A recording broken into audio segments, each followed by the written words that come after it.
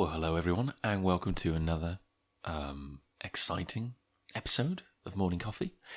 I'm whispering, kind of, maybe a little more than usual because it is actually a work day, and I know for a fact that Lucy and indeed Nick, although he's higher up in the house, will have to get up at some point to do some work, and I would rather not disturb them with my dulcet tones, as well, I'll try not to anyway, as best I can.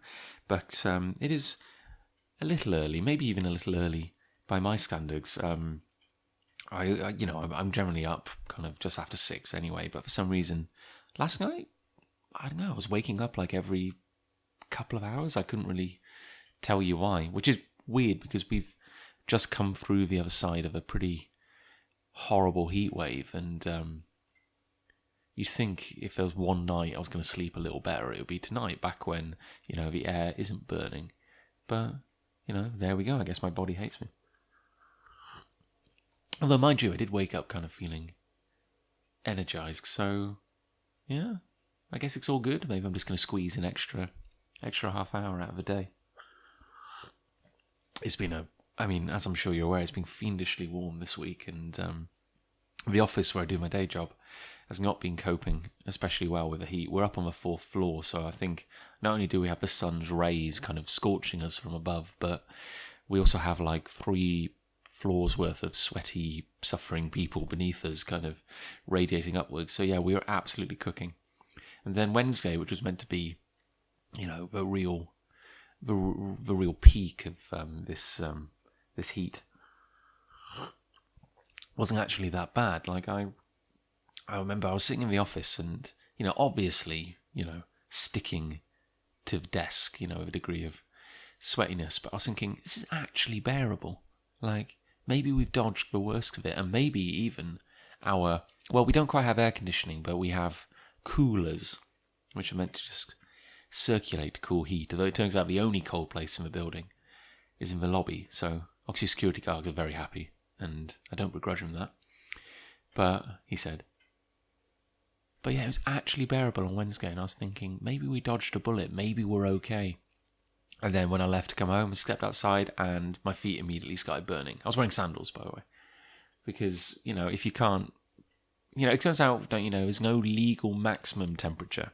Wait, minimum? I don't know. Yeah, so, I think if your office is less than 16 degrees, and yeah, you legally shouldn't be working in those conditions, but for all I'm aware, it could be like plus 45 degrees centigrade. And you can't complain. But I was like, well, look, if you're going to get to that stage, I'm wearing sandals. I don't care what you say. These are my hobbit roots kind of emerging. I remember back when I was at secondary school, we did a few kind of, because I right after I finished secondary school, I went off to Peru for about 5 weeks. It was part of a World Challenge thing. So myself and like 12 other students, or ex-students at that point, and a couple of teachers went over for 5 weeks, and we kind of travelled from one end of the country to another. We did a bit of, the typical charity work. We built some toilets for a community.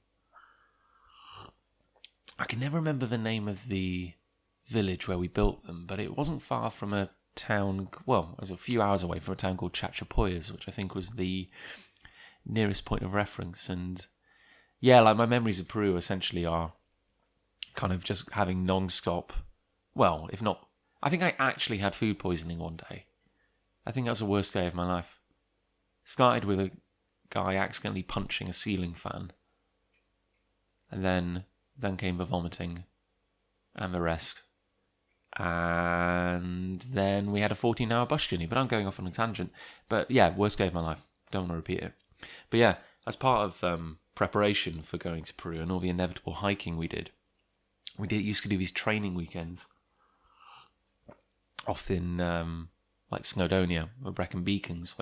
I think the longest one we did was 5 days, just heading out, living in tents, hiking each day, trying to get used to that lifestyle.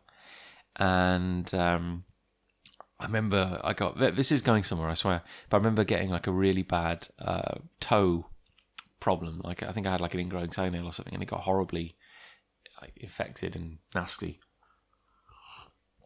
to the point where I couldn't even wear shoes and until I got it sorted. And I think I developed a bit of a hobbit-like reputation towards the end of that period, because I remember returning from that trip and I had a big walking stick, like a kind of tall piece of wood, like a Gandalf-y kind of thing. And I'm walking around with a rucksack on my back and just these great big bare hairy feet, because let's face it, aside from like the weird toe thing, I've been blessed with pretty powerful feet. Like they are remarkable. But yeah, and certainly after I had the surgery, I think I finished to fix my toes. I remember I finished secondary school in sandals, which led to certain, well, I don't know, not always charitable comments, but I think the best ones compared me to certain messiah figures. Hey, which I can live with. So hey, good morning. I swear there was a story there, but thankfully we made it through the heat, and we are alive. If you listen very carefully, you might be able to hear the sound of gentle motors whirring in the background, because there is a 3D printer running just in the garage, which is just behind me in the hallway. And it's the one piece of spare floor we could find. I mean, I guess the one thing we're not really blessed with here at Big Punch Towers is ample workspace. We are forever covering every surface we can with stuff. And because of this thing, which isn't massive, it's smaller than you would think, because it can't generate, because it does generate a lot of heat rather. I didn't want to put it on like the wooden dining table. I wanted to put it somewhere flat and secure and safe. So it's currently perched on a tiny kind of square meter of bare concrete in the garage, which is perhaps the only space of its kind. It's nestled just between Nick's car, my old bike, Nick's old surfboard, Nick's old canoe. Nick has a lot of water sports related things. I'm not entirely sure why. And and it's just kind of walled off with the door of the unused door of one of Ali's cupboards. So yeah, nothing if not make do. But I'm currently holding in my hands the second ever, I guess, manufactured or designed piece I've run off a 3D printer, and it's kind of mesmeric in its beauty. I'm just going to hold it up to the mic and tap it, so you can get that kind of plasticky quality. It's got a certain weight and heft of a lot of the cheap plastic toys I enjoyed when I was growing up. It doesn't, it's interesting now we're getting to an age where people can manufacture this stuff in their bedroom, really, and it kind of shines a real light on, the manufacturing techniques and skills that went into a lot of the tat I enjoyed as a kid. But no, I think, as I've mentioned before on the podcast,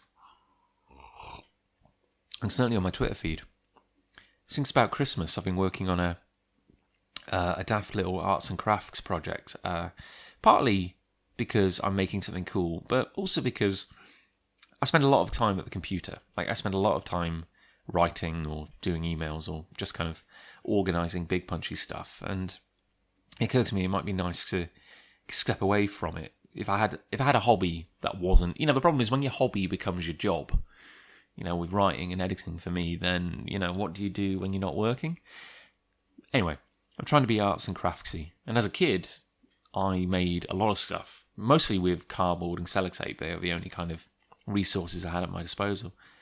But I've kind of advanced a bit. So I've been working on a model of the Empyrean, which I hope you're familiar with, is the afterlife from Afterlife Inc. And it's about a foot tall. It's made of wood and PVC piping and a lot of modelling clay and spray paint. And I did a lot of calculations just before Christmas to try and get it all scaled as best we could from the original drawing. And it's really, I'm quite pleased with it. And I've been coming back to it on and off. I don't want to say I've been working on it solidly for 6 months, because that would make me seem very slow. But it's, like I said, it's slowly coming together, and we've only got a couple of levels left to put together. And one of the most challenging ones was Macanon, it's a test now for my own canon, the fifth heaven, and capital city of the Imperium. So it's just a massive cityscape. And if you can imagine, I've got this kind of bare wooden disc organised around a central shaft. So it's like a Tower of Hanoi thing. You've got all these discs stacked on top of each other. And the hardest part would be actually manufacturing a cityscape, actually kind of making that look all right. My initial thought had been to do it with kind of blocks of wood to add a certain kind of rustic charm, but I think the real lifesaver here has been the 3D printer. At the weekend, I manufactured the bottom of the Afterlife, so Shemayim, which is really just a glorified inverted cone with the top sliced off and a hole in the centre so it can be arranged around the central shaft, and that went surprisingly well. So we've moved up from that to something a bit more complex. So if I could describe this piece, it's like I don't know, it's maybe 3 inches, 4 inches on its longest edge. It is a circle cut into a quarter. So it is a quarter pie slice of a circle with a little bite out of a tip, and rising off this flat plane are buildings, which the tallest of which is maybe only 3 centimeters tall. But yeah, it's a full-on cityscape, and I've got to say, like, as a kind of amateur who's just willing to learn and try new things, I'm kind of amazed at what you can actually do now with free software at your disposal, because I've never done any modelling before. But I grabbed it's a free piece of software called Vectory, and it's actually browser based. So that's VECTARY, and yeah, you just open it up in Chrome and do a bit of manipulation. It's kind of remarkable, really. So I've been building just this week on and off, and the beauty of having it in your browser is that if you've got a spare 5 minutes, you can just fire it up and get to work on it again. But yeah, because I am only an amateur and I'm working with essentially just crude geometric shapes, building a city wasn't actually that challenging, because every individual shape is really quite simple. It's just a glorified cuboid, and to mix it up a bit, I would put a slope occasionally on one of the roofs, or we'd add a cylinder, or a little kind of squat factory building. But essentially, it's just repeating units, very simple pieces over and over again to create the illusion of complexity. And yeah, I say, and I don't mean to brag, but I would say, holding it up to my eye, it is a cityscape that would rival most real-world places, like be it Sydney, Toronto, New York. I'm really, really quite chuffed with it, but done in miniature. So the idea is, I'm not to tax the old 3D printer, is that I've made it in quarters, so that if we print the same unit now 4 times, in fact, the second one is running behind me now, hence the noise of the 3D printer, the 4 missing quarters, like, like some ancient amulet, shattered at birth, they can be assembled to form a disc with a hole in the middle, which would then slot around the central shaft. And yeah, we're getting, proof of concept. It's really quite exciting. I mean, I was expecting, at least I'd learn something from it. But I don't want to jinx it, but I think we might be kind of first time lucky, he said, which is obviously famous last words of a doomed man. But there we go. Arts and crafts. Now, we've been talking a lot lately, kind of just, I guess, both as a crew at Big Punch, and also I know there's a discussion going on in the wider community at the moment. But a few weeks ago, I wrote a blog post about, just Comic Village in general, by which I mean kind of the environment and community in which kind of indie creators like myself make, sell, and generally publicize their books. The thing we're living in at the moment. I use the term Comic Village, which was initially, is essentially part of the MCM conventions. The MCM brand. I don't think they own a trademark or a copyright on it as such, but it's just what they call the area where the independent creators live. Read Artist Alley or whatever. It's just the comic area. But because so many of the same faces go to that area year in, year out, actually, rather than just being a space on the convention floor, it becomes quite a good phrase for just describing the community. Because it is a community. I mean, it's a community of individuals, but you see the same people at every show because this is our livelihood. This is what we do. This is how we get our art out there. We don't have the resources to pay other people to do it for us, or indeed to market it to the extent that Marvel, DC, or Image, 2000 AD, any of the big companies do. These are the people. When I talk of a comic village, I'm referring to the people who go to every show, partly because they want to and they love it, but also partly because they don't have a lot of choice. Conventions are, the lifeblood of what we do. I've said it before, but the vast majority of what we sell as Big Punch Studios is over the table at conventions. It's direct. It's to customers. And of course, if we talk to people, you get that personal connection. And it's those kind of relationships you build which, make fans, which kind of serve you well in the long run.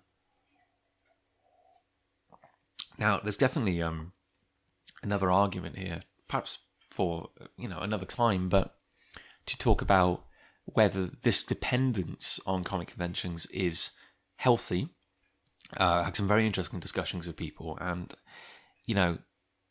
it's never good to be that dependent on something. I think we've kind of, because we're artists, and I use that in the broad sense because I know I'm only a writer, but because we are creators, we tend to focus on the creative side of things and just hope that the rest will look after itself or sort itself out.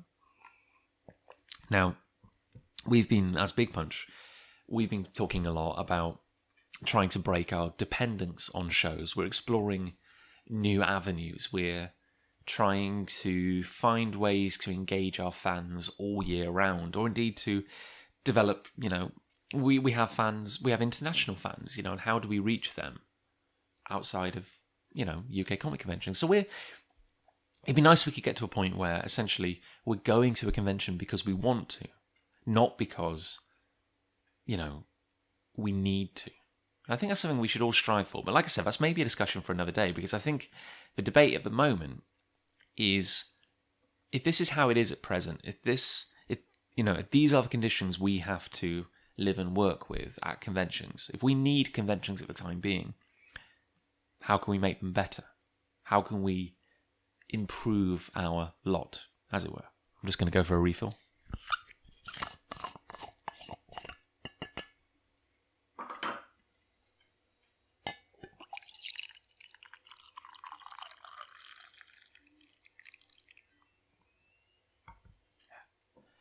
So yeah, I wrote this article, and while I wasn't blaming MCM as such, because, it's just one of many conventions, it is the biggest, and in many ways the problems that it faces in how it represents comic creators are symptomatic of some of the bigger problems facing the entire country, really. I mean, we are in the UK, it's a relatively small country, and, it's a microcosm.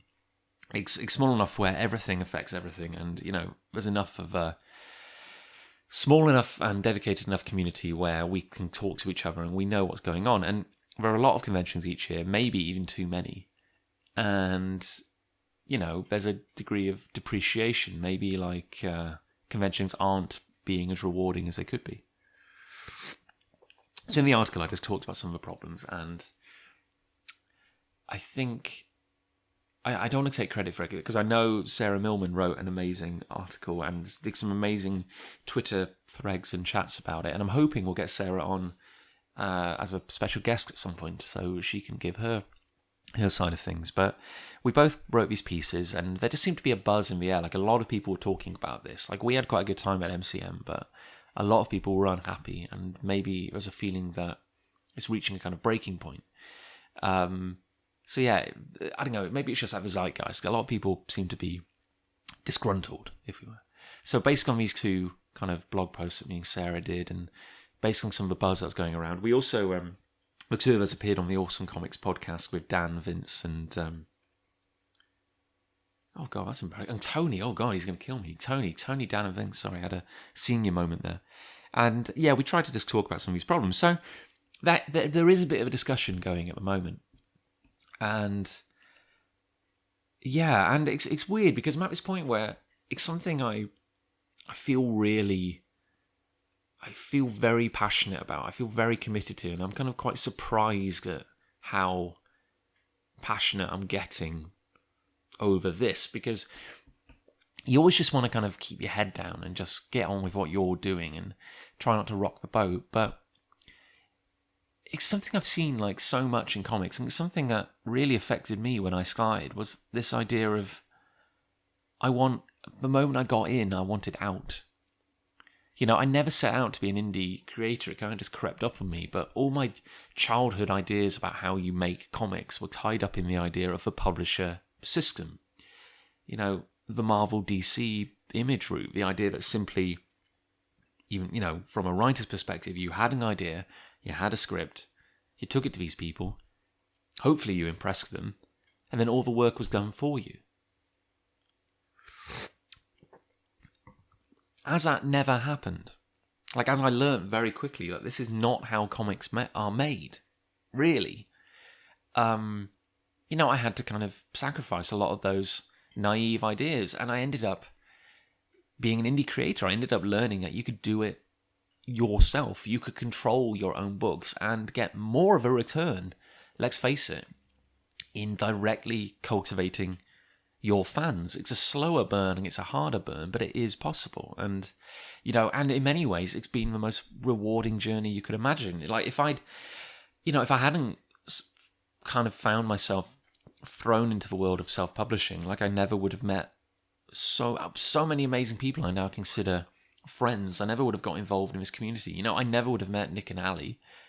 And, you know, the four of us would never have set up Big Punch Studios. We never would have had this shared universe like I care so passionately about. And as we've gone on, and I know it's something like Nick and I have talked about at length, we've become increasingly kind of disillusioned with the publisher idea.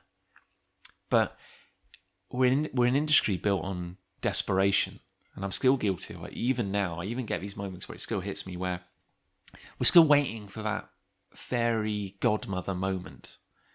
You know, it's always like, who do I impress? Who do I kind of get the word out to? Or if only so-and-so could see me, if only this big publisher or editor could see my work, then I'd suddenly be, you know, the hand of God would come down and pluck me out of this and take me away to a better world. And it's like, what if it never happens? Like, what if it never gets any better than this? What does that mean? What does it mean? You know, you ask yourself and you think, what does it mean for me personally? If I'm still doing this in 30 years' time, if I'm still going to conventions and I'm selling my book across the table, will it have been a failure? You know, will it all have been worth nothing? Oh, no, I don't know. And I think these are the questions I've had to ask myself. And like, no, I don't think it would be.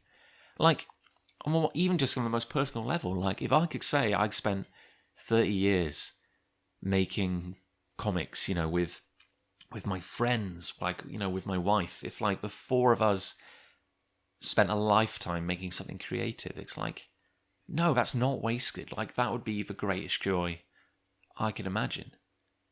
So I'm like, if this is as good as it gets, like if the comic village is our life going forward, then how can we make it better? Because I think part of this innate belief that we can be plucked from obscurity and kind of taken somewhere better, you know, I think part of that is hurting us because we're willing to accept bad conditions because we know it's not forever, or we think it's not forever. You know, oh, this convention wasn't great. So what?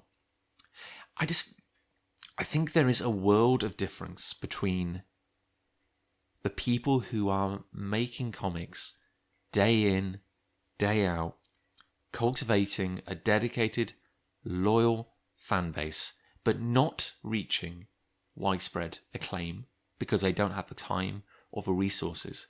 I think there is a world of difference between them and people working for the larger publishers.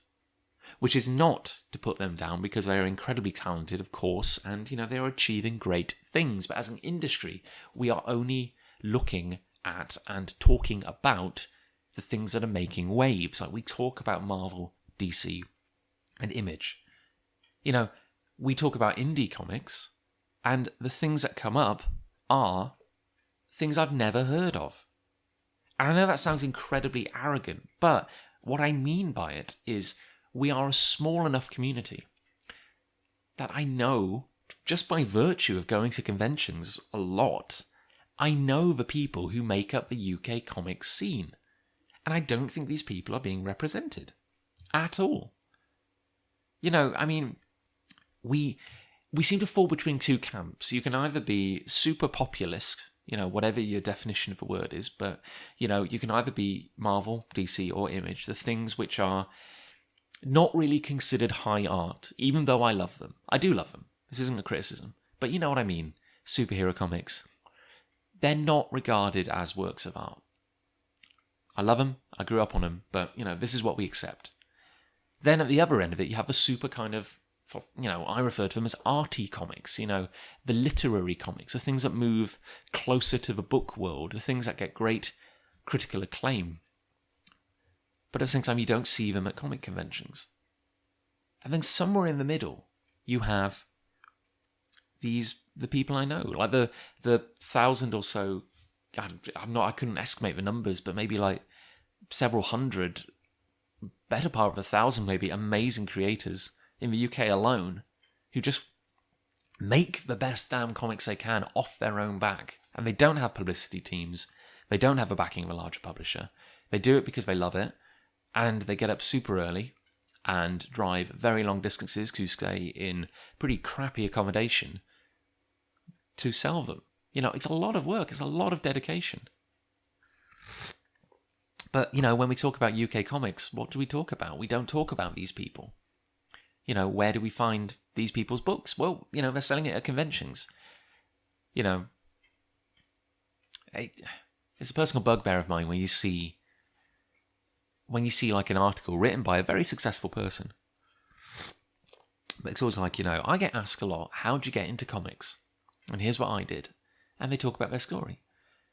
And it's like the reality of working as a kind of freelance, successful, jobbing writer, maybe having a lot of series on the boil, pitching different stuff to... It's like once you're in, you're moving in a very different circle.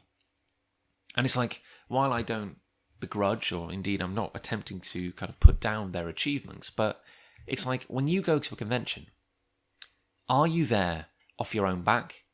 Do you drive, pay for accommodation, get up super early, lug all your boxes onto the floor? Are you working from 10 a.m. when the doors open to 6 p.m. when they shut, or if it's MCM time, from like 9 in the morning to 7 at night sometimes? Are you working that long day selling the books to customers, to talking to fans, to being engaging? Because if you don't, maybe your next book doesn't get made because you don't make enough money. Or are you there, doing signings? Are you there because you're already famous? Like, are you there because you want to be? Are you there because you need to be? And it's like, I'm not sure the average person going to a convention would see the difference, but there is a world of difference. And I don't think there shouldn't be any shame. There shouldn't be any kind of sense of failure because you're not living the comics dream, heavy air quotation marks, because you're not being flown out on the publisher's dime. And this is what gets me passionate. It's what gets me fired up, because I'm like, there are books I love by creators I consider very good friends whose work is phenomenal. but it's not getting out there. Or it's not getting, these creators aren't getting the support they deserve. And that's what annoys me. Especially when, and it does happen, this is the thing, like this kind of fairy godmother effect happens enough, it's very rare, but it happens enough where it just cements the myth, it cements the idea. And and I must admit, it's very hard when all the comics news is talking about, the movers and the shakers, and then there's people down in the trenches just doing it day in, day out. So yeah. Another little, I saw some people talking on Twitter lately about some new anthology, like the best of indie comics, and again, I didn't recognise a single person in it, and I'm sure they're all incredibly talented people, but it's like, who are these people? Like, what circles do they move in? Like, why do we never see them at comic conventions? Like, how are we defining indie? I don't know here. So yeah, so I hope you can tell from some of the, clearly, it is something I care about, but I hope you can see why I consider this an issue and why I think we can do more to protect ourselves, to improve our lot, because I've got so much respect, and I said this in the article, and I said this in the Awesome Comics interview, but I have so much respect for webcomic creators, because I think as a UK comic book scene, by which I mean our products and creative output revolves almost entirely around, making physical books and selling them at tables or on our online store. I think we've missed a trick here. I think, like, particularly the American webcomic crowd are doing it right, because they're making content constantly. They're putting it straight up on the web. Their fans can read it, can love it, can comment on it, can share it, can engage with it year round. And then maybe once a year they do a Kickstarter to do a print run. And they already have an inbuilt community ready to buy it, ready, who are eager for it, who are waiting for it. And then, when they're not buying that book, they buy merchandise because they want to support their creator. And it's like, I'm a big fan of Chris Straub, American creator and writer, artist, comedian, and he's fantastically funny, and I have a hell of a man crush on him. But it's like he's got a couple of webcomics. He has Chainsaw Suit, which is like a kind of 3 times a week gag comic, and he also has Brood Hollow, which is like Tintin meets the Cthulhu mythos, and it's astonishingly good. And it's like, do you think he cares that he doesn't have a publisher? Like, he's moving in completely different circles to the comic crowd. You talk about it in comics, like, he's not going to be spoken of in the same sense as we might speak of, I don't know, Kieran Gillen, Matt Fraction, Grant Morrison, these big names in comics. Like, he's just sidestepped it. He's just out there doing his thing. But do you think he cares? It's like he has dedicated fans. I reckon he gets more fan engagement than a lot of the creators I just named, because they can talk to him directly. He rocks up with a Kickstarter off his own back, no publishers. Bang. Amazing success story. And it's like, I think this is a thing we should be learning from. We should be cultivating fans year round and away from the convention table. We want to reach a point where we're going to conventions because we want to meet fans, not because we need to. And, Big Punch is doing what we can. We're trying to diversify. We're trying to, explore new avenues. And maybe that does mean we have to pretend to be business people, even though we're not, and we're making it up as we go along. But I don't think business is a dirty word. I don't think kind of worrying about money is shameful. Yeah, we're all artists. We're all doing it for the love. But at the same time, we need to look after ourselves. And part of that is respecting our product, respecting ourselves, and just, trying to get a fair return on what we do. And that's not bad. That's not a bad thing. So a lot of chatter at the moment, and I feel like there's a few things condensing out of it. And it's like, 1, things are not ideal. How can we make them better? 2, we're not going to be able to make it better and negotiate with conventions to do more interesting stuff if we can't find a unified voice. Look, I mean, I'm sitting here spouting about this, but it's like, what authority do I have to speak on behalf of the Comic Village? I don't think I have that authority. I can maybe charge in and pretend I did, but we don't want that. I think the last thing we want or need right now is another person acting without the backing of the crowd. I think we need to speak together or not at all. So, 3 things I think could help. Now, there was talk of unionising, and I think it's a step too far. I think it's not something people will go for, and I'm not even sure it's the right idea anyway. But someone, and it's terrible because I can't remember their name, and I do apologise, but someone has raised the idea of a guild. And this is an idea I very much like, because another idea I really like the idea of, that really struck me early on, and I think has legs, is the idea of a Comic Village charter. An agreement. It's not legally binding. Certainly no financial, demand. The purpose of it would not be to make money off everyone. But it would be something shaped by the people who sign it. As a community, we come together and we make this shared agreement, this shared statement of intent, this shared promise about how we will act, how we will look after ourselves. Now, 2 people have also raised the point of turning that into a wiki, into an online resource where we give people the information they need, the information which was so very kindly offered to me when I started. I would never have got a foot in the door. I never would have started making comics if people hadn't been so damn helpful at shows and taught me things. A place where we could share information, inform each other. And when some kid, like I was back in the day, says, I want to make comics, we can offer an alternative thing where we can say, look, here's one idea of making comics. Here's another idea of making comics. And here's the idea that says, you can do it off your own back and you can make it worthwhile. That's a thing. So, a resource for people, an agreement, a shared promise, a little badge you could put on your website or books, or, and you could put your logo on the charter website, but just to say, these are the shared ideals and promises I'm agreeing to and making. It's an agreement to respect yourself, to respect your fellow convention goers. And this is where the unified voice comes in, because it has to be something that the majority can agree on. We're not going to please everyone. It's never going to happen, but we have to come together to talk about this. Because I think, we need to get our own house in order, and there are certain negative things that we do. We're not blameless. There are things we need to root out, and we need to act a little better. And I think that's part of the coming together. So 1, the charter. 2, a guild. 3, and relating to the previous 2, we talked about a meetup, an opportunity where it's a convention which isn't a convention.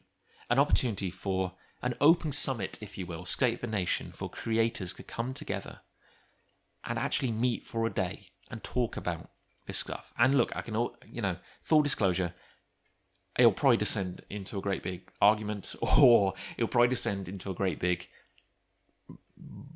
kind of susurrus of voices, but it's better than what we have at the moment. At the moment, there is no dialogue, or if there is a dialogue, it's happening in 3 or 4 different message boards, it's happening in different Facebook groups, it's happening across Twitter.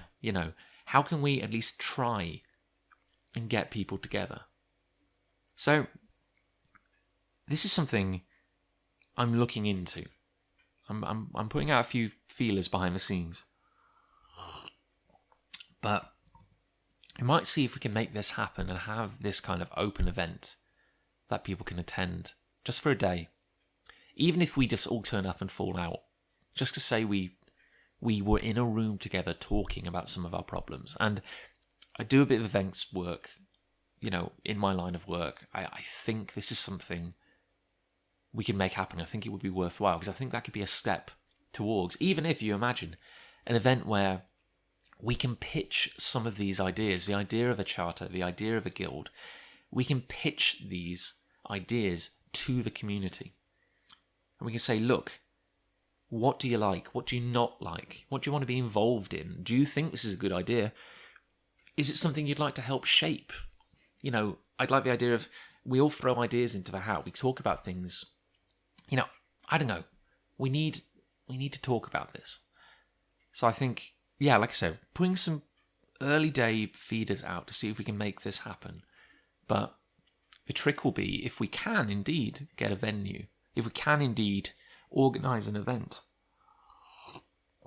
of this nature, the trick will be getting the word out there, like properly disseminating it, because we want as many people as possible involved.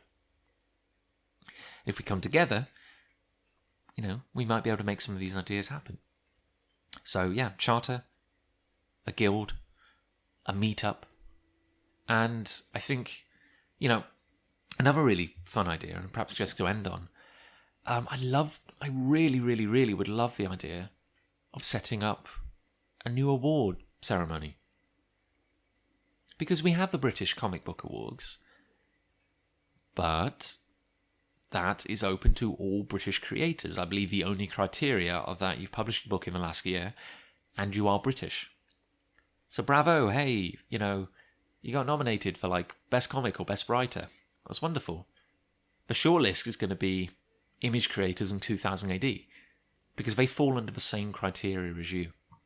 Now, I know this is petty, and I know this is, another award ceremony. Is that only diluting the message? Is that just a bit kind of self-serving? But yes, it is self-serving. It is, entirely. An award ceremony only has as much weight or validity as we're willing to assign to it. But I'd like to see an award ceremony run by, our peers, for our peers. I'd like the only criteria for entry be that you have exhibited with your book at some point. Open-ended. We have to... It's not that, hey, you've worked for a bigger publisher, you can't enter. No, that's not the case. It's just have you exhibited? Have you lived the life of taking that book to a show and selling it across a table? Because, frankly, I feel those are the only conditions you would need to enter. And much like the Oscars, maybe this could work in favour with the Guild. Maybe this is the reward for being a member. But I'd love it if we've just been spitballing ideas, but we talked about the idea of drawing a random jury of creators each year. And if you are drawn to be on the judging panel that year, you cannot enter that year. But, you could then nominate, you could self-nominate, but we'd like the idea that you're seconded. And the only criteria, like I said, would be, have you exhibited at some point? It's a bit open-ended, and I freely admit there'd be a lot of kinks to iron out. But like I said at the start of the podcast, there's this missing demographic of comic creators who aren't being represented. And so what if it just becomes a mini industry jolly where we just pat each other on the back and say, good job? So what? I mean, maybe we need that. Maybe we need to respect ourselves and say, no, our work is not invalidated by being small press.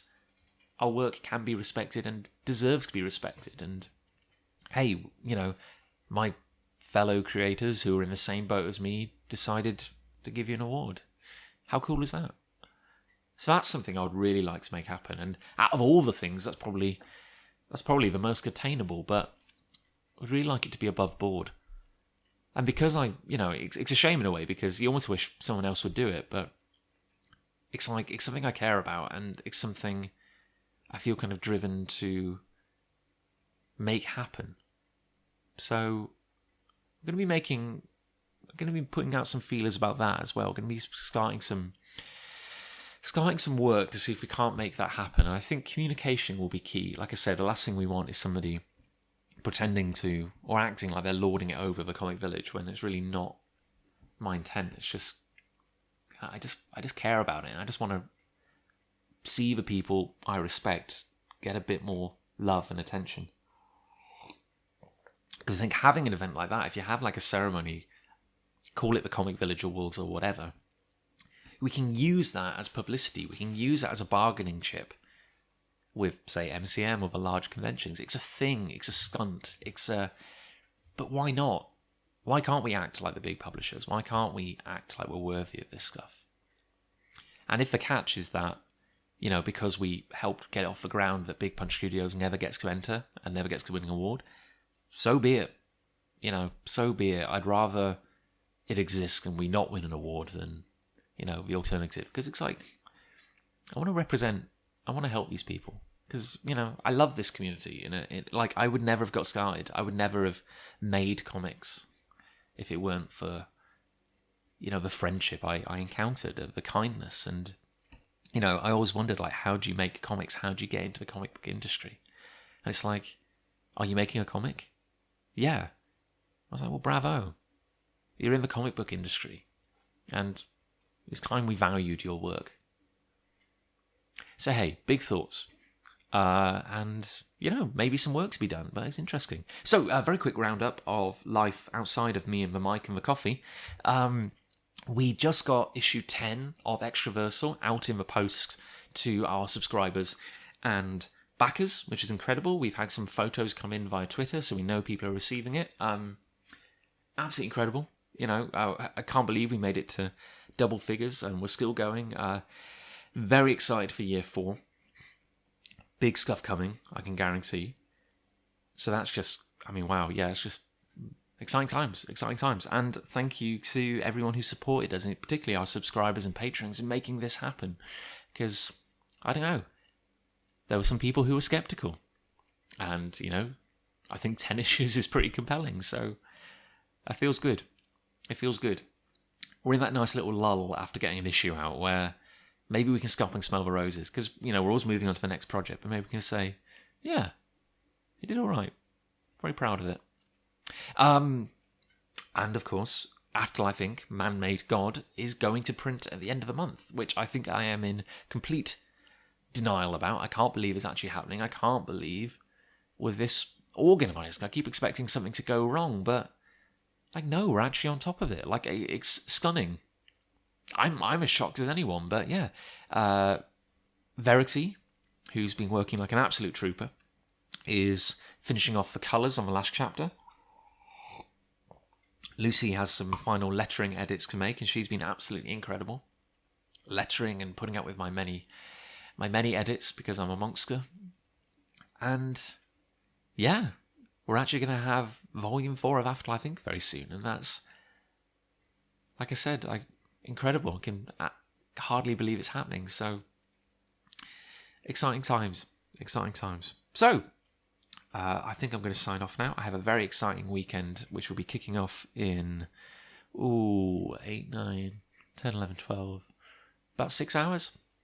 I'm going to be hitting the road down to Cornwall with Nick and 8 of my... No, wait, there's 9 of us in total. So me, Nick, and 7 of my good lifelong friends. We are hitting the road down to Cornwall for a very exciting weekend away, in which I am going to formally ask them all to be a part of my wedding to Lucy. They are going to be my honour guard. There are gifts. I'm going to stand up. I'm going to ask them. Formally, that's going to take about 5 minutes. And then we're going to go to a brewery. So, happy days. But, yeah, it's exciting times.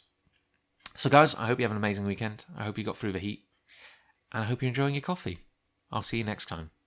Bye.